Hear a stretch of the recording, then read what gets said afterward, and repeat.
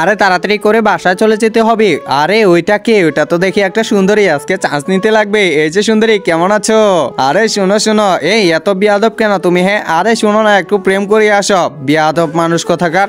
আরে সমস্যা নেই। আরে রাজু বেটা, কি খবর? আরে এই লোকটা তো দেখি প্রতিদিন আমার আন্টিকে ডিস্টার্ব করে, আজকে এর একটা কিছু ব্যবস্থা করতে হবে। প্রথমে ওরা আঙ্কেলটার কাছে যাই। এই আঙ্কেল শুনতেছো? চলো আমার কাছে, তোমার জন্য একটা সারপ্রাইজ আছে।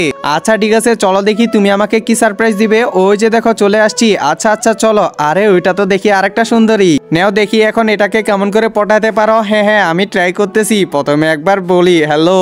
আরে কেউ কিছু বলতেছে না, আরেকবার ট্রাই করে দেখি। এই যে শুনতেছো?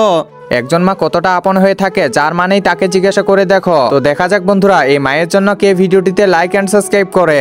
আর যারা মাকে ভালোবাসো না তারা ভিডিওটি থেকে দূরে থাকো। কে রে আমাকে ডাকলো? ওরে বাবা, এটা আবার কে?